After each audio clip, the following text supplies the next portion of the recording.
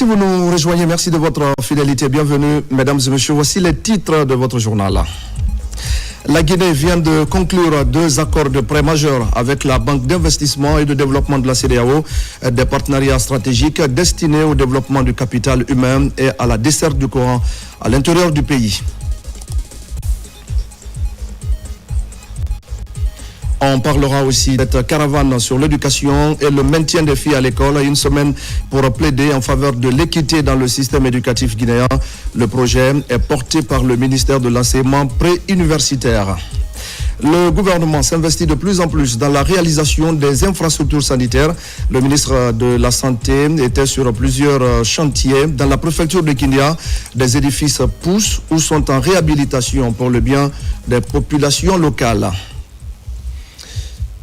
Voilà pour le sommaire. Bonsoir à tous. Tout d'abord, à l'occasion du lancement historique de l'exploitation du gisement de fer du Simandou ce mardi 11 novembre 2025 à Moribaya, le président de la République du Rwanda, Paul Kagame, a été accueilli ce matin à l'aéroport international Ahmed Sékou Touré par le président Mamadi Doumbouya.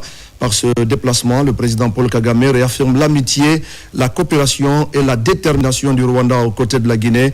Cette mobilisation internationale témoigne surtout de l'importance stratégique du projet Simandou, dont la mise en exploitation ouvre une nouvelle ère pour la Guinée. Elle marque aussi le début d'une phase décisive de valorisation de son immense potentiel minier, industriel et logistique. Voici donc quelques images de l'accueil du président rwandais par le chef de l'État, le président Mamadi Doumbouya.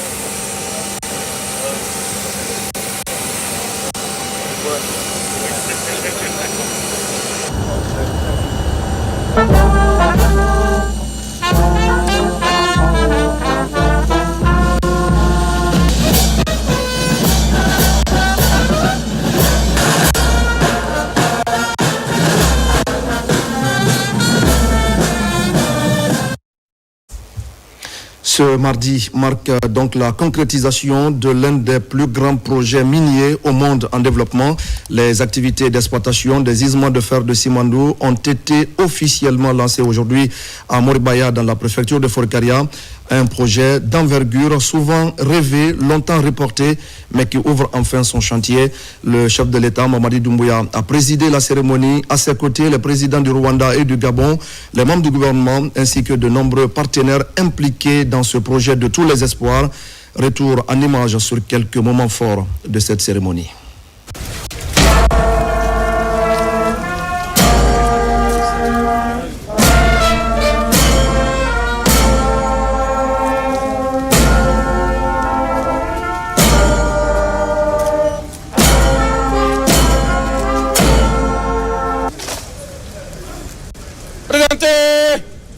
Millions de tonnes. Dès la deuxième année, on sort 120 millions de tonnes de minerais de fer.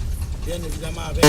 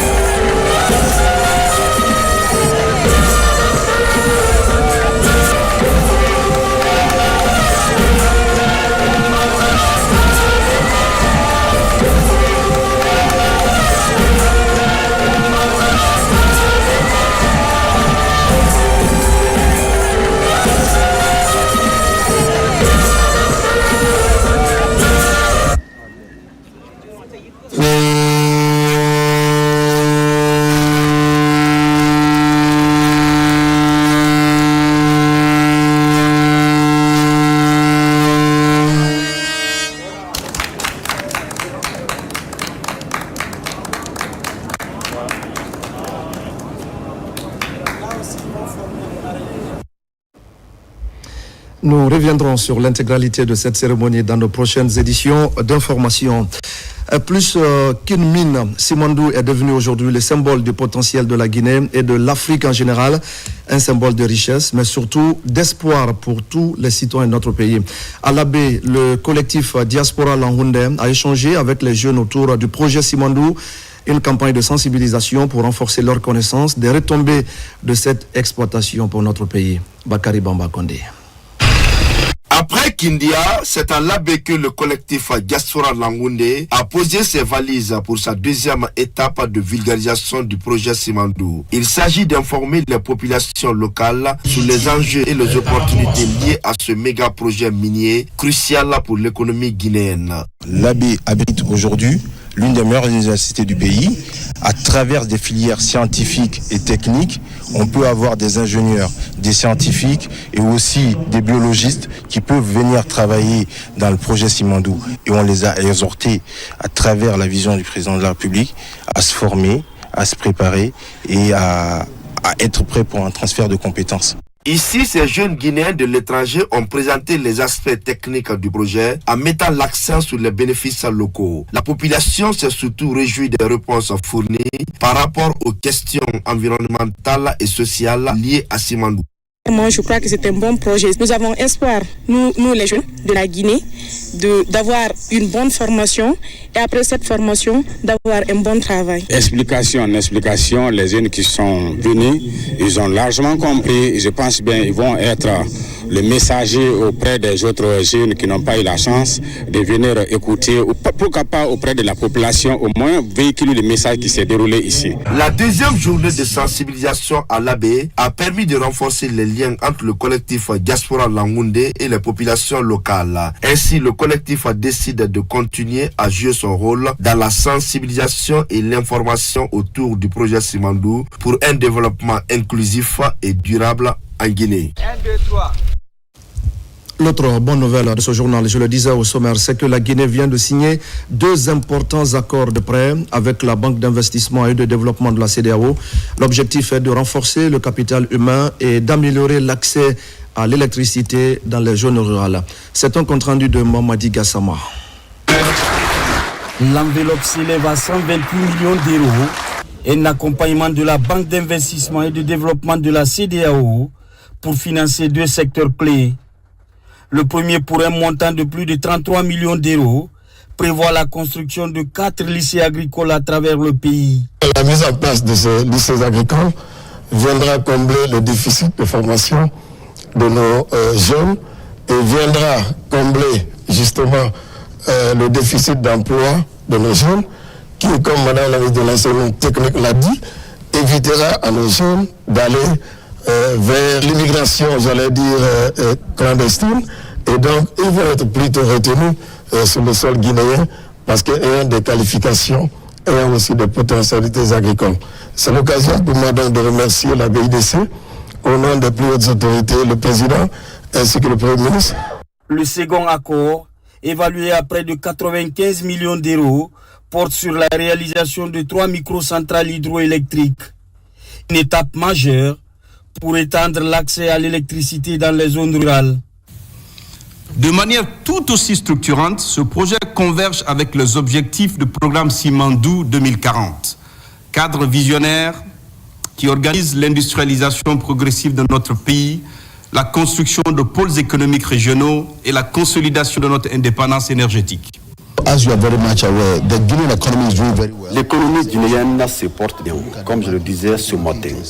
Les indicateurs macroéconomiques font partie des meilleurs de la sous-région.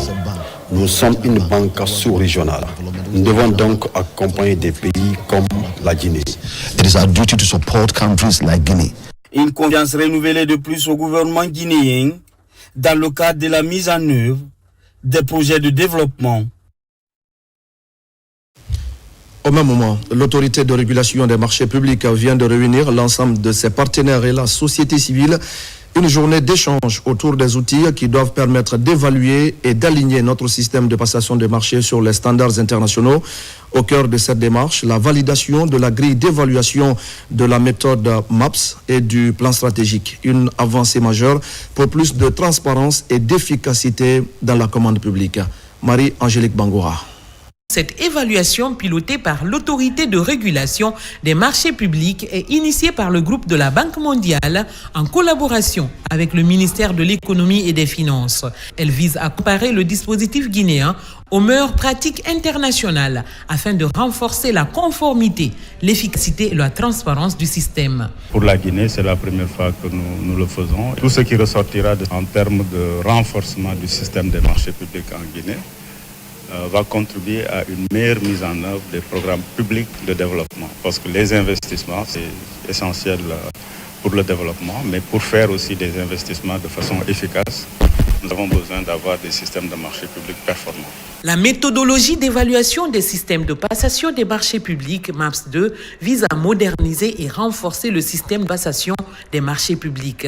Dans cette dynamique, la plateforme digitale Télémou figure parmi les perspectives de l'ARMP pour renforcer davantage la transparence du processus. Chaque fois qu'il y a des problèmes dans l'application d'une disposition, on essaie d'identifier et puis les mettre dans une base de données qui nous permet à un certain moment de nous arrêter, faire une revue du système et essayer d'apporter soit des solutions sur le coût ou bien attendre un exercice comme le MAPS. Lorsqu'on a une plateforme numérique de gestion, on gagne en efficacité, on gagne en transparence, on gagne en célérité, mais on gagne également en termes de fiabilité des informations statistiques par rapport au traitement. Et à travers la plateforme numérique, on peut facilement situer les responsabilités et avoir un système d'alerte pour éviter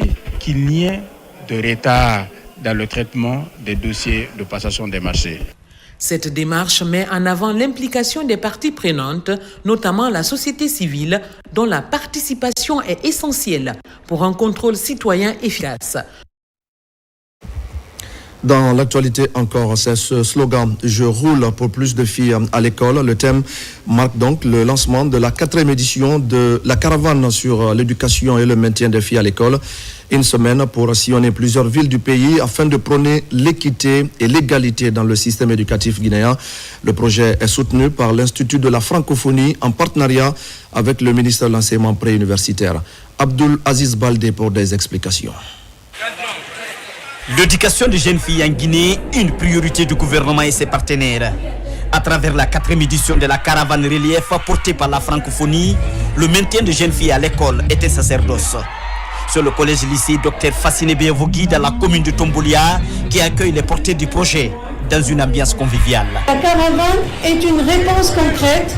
Elle va à la rencontre des écoles, des enseignants, des élèves dans les régions souvent oubliées pour leur apporter ressources, formation, inspiration et confiance. À chaque étape, la caravane relief rappellera que l'école doit servir tous les enfants, filles comme garçons. La caravane encouragera la participation de tous et de toutes à la vie scolaire. Placée sous le thème « Je roule pour plus de filles à l'école », cette caravane vise à sensibiliser les élèves et parents d'élèves sur l'importance de la scolarisation et le maintien des jeunes filles à l'école à travers une série d'activités participatives et captivantes. Si aujourd'hui il y a une délégation qui vient au nom de l'égalité de la femme et de l'homme, ça me fait un grand plaisir. Parce que nous sommes au 21e siècle. Ce que les hommes peuvent faire, les femmes aussi peuvent le faire également. En partenariat avec le ministère de l'enseignement préuniversitaire, cette approche innovante permet aussi à promouvoir une éducation inclusive et équitable. Si tout le système éducatif est à aider, mais les jeunes filles sont encore aidées en plus. Vous savez que culturellement, nous avons tendance à ne pas donner les mêmes chances aux filles et aux garçons par rapport à l'école. Et donc ce travail qu'ils vont faire avec nos enseignants, avec les enseignants du système éducatif, à essayer de rééquilibrer le gap qu'il y a entre les filles et les garçons. Cette caravane traversera le Grand Conakry en passant par Kindia jusqu'à Mamou, accompagnée des artistes et des activistes pour la cause. À ligne de mire, sensibiliser les élèves et enseignants autour de la réussite de l'égalité et l'inclusion. Et si la science était la clé du développement de la Guinée, en tout cas, c'est le pari de l'Académie des sciences de Guinée. Cette institution se veut désormais le laboratoire d'idées pour la nation. Elle porte ainsi la réflexion sur les grands dossiers et propose des solutions concrètes pour orienter les politiques publiques. Voici pour comprendre les détails avec Mounir Bari. L'Académie des sciences de Guinée appuie et oriente les acteurs du développement national face aux restrictions financières internationales, notamment dans le secteur de la santé. Les académiciens du Collège de la santé tirent la sonnette d'alarme et encouragent des solutions endogènes pour faire face aux épidémies. Cet avis a été émis compte tenu de la conjoncture internationale, de la réduction et même de la suppression de certaines aides internationales en direction de la santé. Donc on a émis cet avis, on l'a soumis. C'est une interpellation quand même au gouvernement, aux acteurs internationaux et même aux génies locaux qui doivent innover, imaginer des mécanismes, des écosystèmes pour pouvoir pallier à cette conjoncture. Placé sous la protection du chef de l'État et le parrainage du ministère de l'Enseignement supérieur, l'Académie des sciences de Guinée entend relever les défis scientifiques du moment et valoriser les savoir-faire locaux au service du développement durable. L'impact de cette restriction financière à l'international n'est pas à négliger. Nous, à l'Académie, nous avons pensé qu'il était temps de lancer l'alerte pour que tous les Guinéens se mettent réellement à pied d'œuvre pour relever le défi. J'ai vraiment apprécié d'abord le fait que l'Académie nous a donné l'occasion de venir présenter cette solution-là. Et en plus, on a remarqué que vraiment, il y a eu un intérêt de l'Académie par rapport au projet qui a été présenté. Parce que tout compte fait, ça rentre vraiment dans le cadre de la compréhension des cours sciences expérimentales au niveau du collège. Les membres de l'institution poursuivent leurs réflexions et partagent leur expérience, notamment sur la formation et l'éducation de la jeunesse, gage d'un avenir meilleur pour la Guinée. Et c'est dans ce contexte que la Guinée vient d'accomplir une nouvelle étape dans sa stratégie de développement numérique. Le siège social du réseau ouest-africain des gestionnaires de backbone vient d'être inauguré à Kagbélé. Un événement de grande portée qui marque la volonté des pays membres à renforcer la coopération technique et à accélérer l'intégration numérique en Afrique de l'Ouest. Mohamed Sherif Kamara. Créé pour renforcer la coopération dans la gestion et l'interconnexion des infrastructures de fibre optique, le réseau ouest-africain des gestionnaires de backbone vise à favoriser une meilleure intégration numérique entre les États membres. Ce siège flambant neuf symbolise la volonté des États membres à jouer un rôle central dans la transformation digitale de la sous-région. Il y a une année de cela, on s'était rencontrés à Conakry pour mettre en place cette association qui regroupe les sociétés de gestion de fibres optiques de nos différents pays. Il y a eu ce fort leadership des autorités de la Guinée. Interconnecter les différents pays, ça va permettre de desservir les zones enclavées et les zones défavorisées, donc dans tout l'espace du réseau. Pour moi, c'est le placement de la Guinée au cœur des intérêts de l'Afrique de l'Ouest. D'accord ? Et cela va nous attirer beaucoup de faveurs et mettra la lumière sur notre pays. Et c'est très important. On se met dans la droite lignée de la vision du chef de l'État qui prône que la Guinée retrouve sa place d'antan sur la scène internationale. Le réseau qui réunit la Guinée, le Niger, la Côte d'Ivoire, le Mali, le Burkina Faso et la Sierra Leone entend désormais mutualiser les efforts pour renforcer la connectivité régionale et réduire les coûts de communication dans l'espace ouest-africain. Cette inauguration marque une étape majeure dans le renforcement de l'intégration numérique et surtout des infrastructures de connectivité entre nos pays. Ce siège que nous inaugurons aujourd'hui, il est aujourd'hui le symbole d'une volonté commune de bâtir une Afrique de l'Ouest interconnectée, compétitive, résiliente et souveraine sur le plan numérique. Avec cette inauguration du siège social du ROABN, la Guinée confirme son leadership dans la coopération régionale pour la transformation numérique et la connectivité en Afrique de l'Ouest. Dans l'actualité encore, les travaux de réhabilitation des voiries de Conakry figurent parmi les priorités du ministère des Infrastructures et des Travaux publics. Le projet commence par la transversale numéro 2 entre l'aéroport et le centre émetteur de Kipé. Le ministre des Infrastructures vient donc d'effectuer une sortie nocturne pour encourager les entreprises, mais aussi pour les inviter au respect du délai de ces travaux d'urgence. Abakar Junior Kamara était sur ses pas. Dans le projet de modernisation de la ville de Conakry, la transversale numéro 2, aéroport Kipé, abrite le projet pilote 2 fois 2 voies en construction pour désenclaver le site directionnel de Kolan. Le ministre des Infrastructures et des Travaux publics visite le chantier avec ses équipes techniques afin de corriger toutes les imperfections déjà répertoriées. La vision que le président de la République a, c'est de changer l'image complète de Conakry. Donc c'est pour cela que les travaux publics aujourd'hui mettent un accent particulier sur l'entretien routier. Donc c'est dans ce cadre que nous sommes en train de travailler. Nous sommes venus constater, pouvoir discuter avec les entreprises pour qu'on accélère les travaux pour au moins décongestionner un peu la capitale. Donc c'est d'où cette visite de ce soir pour discuter avec les entreprises, pour accélérer, pour donner un peu plus de cadence aux travaux. Mais vous savez, ça fait presque une semaine, chaque soir on a de la pluie. Donc ça a un peu retardé les travaux. Sinon le calendrier c'était de finir tout ce que nous avons à faire depuis le 5. Mais avec l'arrivée de la pluie, ça a un peu joué sur le calendrier. Mais espérons que les entreprises sont vraiment décidées à le terminer. Et j'espère que d'ici demain ou après-demain, ils vont finir une bonne partie de la route. 24 heures sur 24, le chantier évolue normalement. L'objectif est de terminer dans un délai requis. Un projet de modernisation qui tient compte de l'extension des voiries urbaines afin de désengorger les zones d'embouteillage de Conakry. Le ministre de la Santé et de l'Hygiène publique était lui sur le chantier de construction du centre hospitalier régional de Kindia. Avec les cadres de son département, il est allé constater de près l'évolution de cette initiative présidentielle. D'autres infrastructures sanitaires sont en cours de réalisation en vue d'assurer une meilleure prise en charge des populations de la préfecture de Kindia. Tcherno Maroufba, Mohamed Mpati Kamara. Sur la nationale numéro 1 entre Koya et Kindia, les travaux du futur hôpital régional avancent à grands pas. Les premiers bâtiments sortent déjà de terre.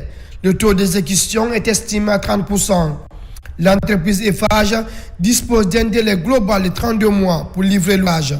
Sur le chantier, le ministre de la Santé, Dr Oumar Djeba, était aux côtés de l'ambassadeur du coordonnateur du bureau de suivi des priorités présidentielles et des partenaires techniques et financiers. C'est un hôpital de 12 000 m² qui comprend 200 lits, 5 salles d'opération, des salles d'auscultation, un bâtiment dédié aux urgences.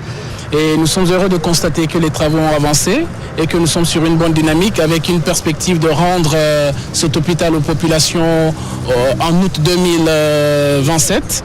Et je pense que nous sommes sur une très bonne dynamique et nous sommes satisfaits. Ce futur centre hospitalier régional sera doté de services modernes pour améliorer la prise en charge sanitaire des populations. Objectif, réduire la mortalité infantile et néonatale et renforcer l'offre de soins de proximité dans la région. Vous savez, cette année, la Guinée a connu une saison des pluies exceptionnellement longue et donc ça a un tout petit peu retardé, surtout à Kindia, moins à la baie. La baie était un peu en retard et maintenant ils sont un peu en avance. Mais maintenant, la saison des pluies se termine et on va pouvoir accélérer et tenir les délais. Nous sommes très très satisfaits, connaissant toutes les difficultés administratives que nous avons traversées pour arriver à ce niveau-là. Et nous avons été heureux d'entendre l'entrepreneur dire ici devant tout le monde que le délai sera respecté. Dans la même dynamique, le ministre de la Santé a également visité la maternité de l'hôpital régional Alpha Oumar Diallo, ainsi que le centre d'hémodialyse de Kindia. Les travaux sont achevés et les équipements sont attendus dans les prochains mois. Et puis, face aux défis économiques, climatiques et sociaux, les collectivités locales renforcent leur capacité d'action. L'ANAFIC vient d'organiser une formation sur ces grands enjeux. L'objectif, vous allez le voir, est d'outiller les acteurs de terrain pour qu'ils montent des micro-projets résilients, durables et adaptés aux réalités de leurs collectivités respectives. Marwan Kamara. Réunis depuis plusieurs jours, ces cadres municipaux et représentants communautaires apprennent à bâtir des micro-projets capables de résister aux crises économiques, climatiques et sociales. C'est un programme de l'Agence nationale de financement des collectivités locales avec l'appui financier de l'Agence française de développement AFD. Actuellement, Conakry est une zone qui se fragilise de plus en plus face au changement climatique. Face à cela, il est demandé aux collectivités soit d'avoir des attitudes de résilience, soit d'avoir des attitudes d'adaptation. C'est pour cela que nous sommes en train, avec le fonds que le gouvernement a dédié aux communes de Conakry, il a été instruit à l'ANAFIC de s'insérer dans ce processus pour accompagner les collectivités pour qu'ils puissent avoir des projets résilients, pour qu'ils puissent répondre à la vulnérabilité qui s'installe de plus en plus face à ce changement climatique. Un projet d'appui des collectivités locales salué par les participants, soucieux de renforcer la résilience de leur territoire. La commune de la Thomas, cette année, on a enregistré beaucoup de dégâts et de pertes en vie humaine par rapport à l'inondation. Donc s'il y a une occasion pour nous renforcer la capacité par rapport au changement climatique, c'est vraiment ça qui me réjouit. Et c'est une occasion pour moi de parler de ça au niveau de la population de Ratoma, comme des précautions par rapport à ça. C'est très important pour moi aujourd'hui de suivre cette formation et qu'à mon tour, je vais aussi démultiplier cette formation et pour mettre cela à la disposition de ma communauté pour ne pas être surpris. Encadré par des experts en développement local et en gestion de projets, cette formation a permis aux participants de découvrir les méthodes de planification participative, les mécanismes de financement ainsi que les approches de suivi et d'évaluation. Merci à Marwan Kamara pour l'ensemble de ces explications. C'était il y a 50 ans, le 6 novembre 1975, le roi Hassan II lançait la Marche verte, un événement fondateur pour le Royaume du Maroc. Pour célébrer justement cet anniversaire, l'ambassade du Maroc à Conakry a organisé un dîner commémoratif, une cérémonie qui a mis à l'honneur les liens d'amitié et la coopération solide qui unissent la Guinée et le Maroc. Makeme Donzo. Diplomates, membres du gouvernement, anciens étudiants de Rabat, amis et communautés marocaines se réunissent autour d'un dîner organisé par l'ambassade du Maroc en Guinée pour célébrer les 50 ans de la Marche verte. Cette commémoration rend hommage à un moment phare de l'histoire du Maroc. Le 6 novembre 1975, plus de 300 000 volontaires ont répondu à l'appel du roi Hassan II, marchant pacifiquement vers les provinces du sud pour réaffirmer la souveraineté du royaume. Nous fêtons aujourd'hui non seulement la marche verte des 150 mais aussi les développements que connaît ce dossier, le dossier du Sahara marocain au niveau des Nations Unies, notamment au niveau du Conseil de sécurité, qui a consacré dans sa dernière résolution le plan d'autonomie qu'a proposé le Maroc pour régler le différend autour du Sahara marocain sous souveraineté marocaine. Et donc c'est un point important et c'est là où je redis ça à la Guinée. Depuis 1975, la Guinée a soutenu et a été à côté du Maroc dans cette bataille. La Guinée, à travers le président des anciens étudiants du Maroc, rappelle la portée historique et symbolique de cet événement, tout en saluant les relations fraternelles et solides entre la Guinée et le Maroc. Le Maroc a toujours été à côté d'eux. Le Maroc a toujours donné des symboles forts pour ces liens qui l'unissent à la Guinée. Notre président, Mamadi Doumbouya, et son gouvernement, et toute son équipe veillent sur l'héritage. Ils sont à saluer parce que c'est un héritage fort de relations économiques, politiques, diplomatiques. Une soirée symbolique qui permet de raviver les liens historiques entre nos deux nations. Cette marche verte, 50 ans après, demeure plus que jamais un symbole d'unité et de paix pour le peuple marocain. Ratoma, la mobilisation est totale pour préserver la paix et la cohésion sociale. Alors que la Guinée se prépare pour le scrutin présidentiel, les citoyens s'organisent, structures locales et autorités traditionnelles unissent leurs forces pour appeler au calme et au dialogue. Elles estiment, ces autorités, qu'une transition apaisée est le socle indispensable pour un développement économique de notre pays. C'est un reportage d'Abakar Diaby.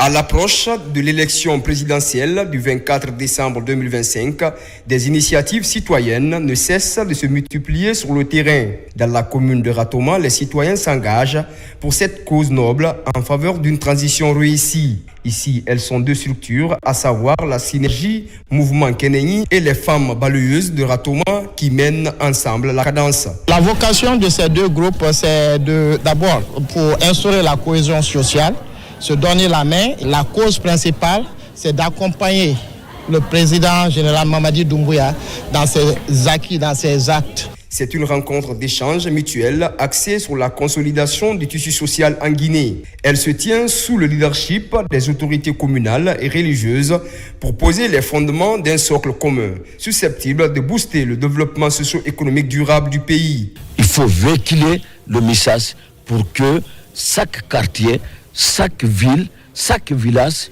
puisse savoir que en Guinée, chacun a un devoir. Chacun peut faire quelque chose. Vous avez vu cette mobilisation de la population de Ratoma pour venir dire bonjour à leur papa. À son tour, il dit allons dire bonjour à notre doyen. Donc je pense bien que cela est clair, que la Guinée est une famille. Dans les jours à venir, ces acteurs entendent élargir leur champ d'action pour toucher toutes les sensibilités socio-professionnelles du pays en vue de vulgariser les valeurs de la paix et de la cohésion sociale. Une manière d'impliquer tous les citoyens dans le processus de paix prôné par le président Mamadi Doumbouya. Et pendant ce temps, le grand ménage se poursuit dans le secteur de la sécurité privée. Depuis 2 ans maintenant, le ministère de la Sécurité procède à un assainissement en profondeur.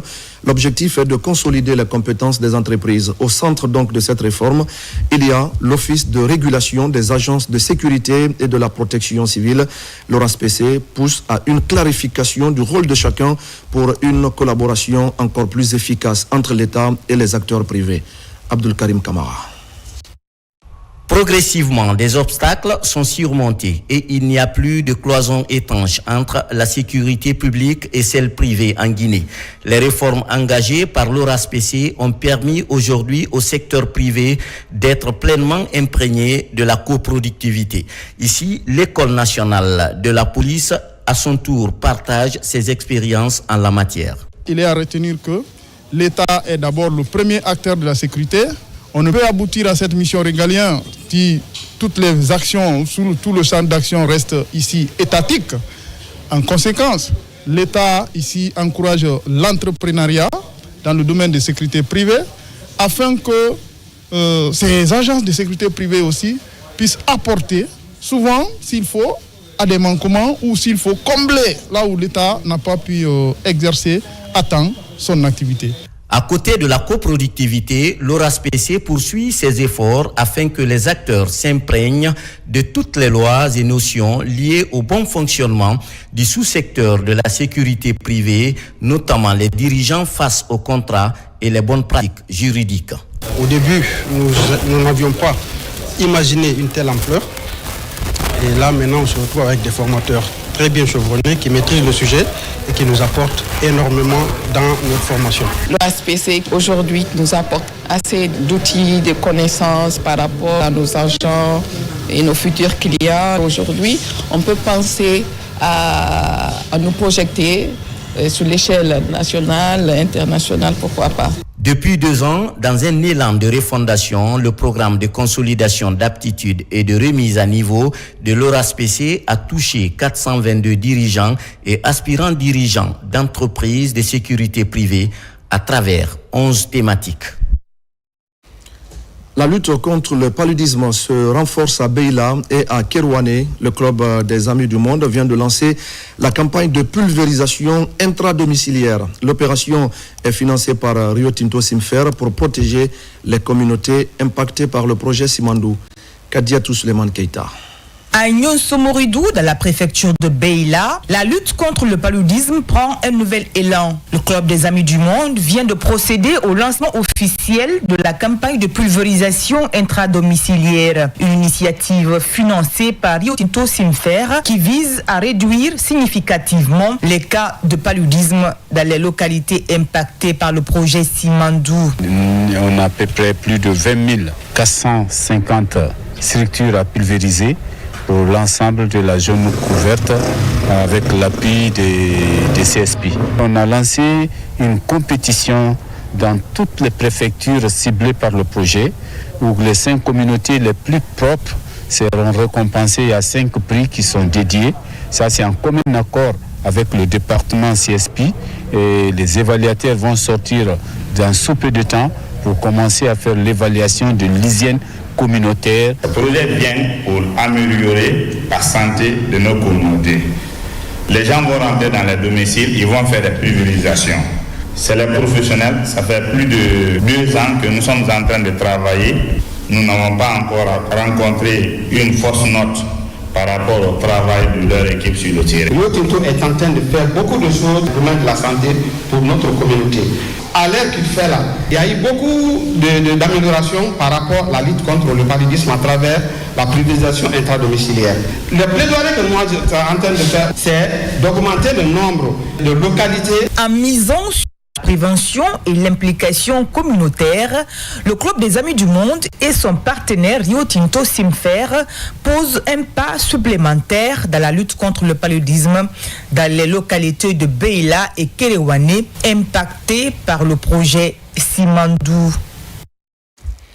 Lancement à Conakry d'une journée sport et santé dédiée à la lutte contre le cancer de la prostate. Cette initiative s'inscrit dans le cadre de la campagne Novembre Bleu, un événement qui a réuni les différentes couches de la société venues de divers secteurs. C'est donc un cri du cœur lancé par les organisateurs pour encourager la prévention, la vigilance et la solidarité. Ablé Diallo.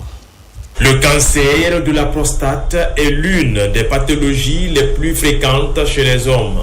Cette maladie est souvent diagnostiquée tardivement pour faute d'information, de sensibilisation et de dépistage anticipé. Pour y remédier, les organisateurs de cette journée ont donc décidé de lancer un appel à la vigilance et à la prévention à travers une séance de sport collectif pour la santé des hommes. Notre ONG Just Children and Women a toujours placé la santé et le bien-être des familles au centre de ses priorités. En nous engageant dans cette campagne, nous voulons rappeler à chaque homme qu'il n'est pas seul, que sa santé compte et qu'il est temps de briser les tabous autour du dépistage. On néglige souvent Novembre Bleu, mais je pense que c'est une journée qui permet de rappeler que le cancer de prostate, ça existe, donc il faut se dépister, il faut faire le sport, ça sera très important pour nous. Grâce à l'appui des partenaires, l'ONG Children Women a organisé un dépistage gratuit pour sauver des vies en danger. Cette initiative s'inscrit dans le cadre de Novembre Bleu, un mois d'action et de sensibilisation pour promouvoir la vitalité, la prévention et la discipline. S'il y a un facteur de risque dans la famille, il ne faut pas hésiter. À l'âge de 45 ans, il faut se faire consulter. Donc de 45 à 75 ans, on a la chance de guérir le cancer de la prostate quand c'est vu tôt. Toutes ces personnes qui n'ont pas eu le temps d'être avec nous aujourd'hui, on leur prie d'aller se faire dépister. Nous, pendant tout le mois de novembre, on sensibilisera. Comme pour cadrer avec la philosophie d'un esprit sain dans un corps sain, cette activité a réuni les communautés pour lutter contre le cancer de la prostate en faisant appel au sport. Et voilà, mesdames et messieurs, c'est la fin de ce journal. Merci à tous de l'avoir suivi. Je vous retrouve samedi pour d'autres actualités Guinée, notre paradis terre de richesse et d'innovation. Bonsoir à tous.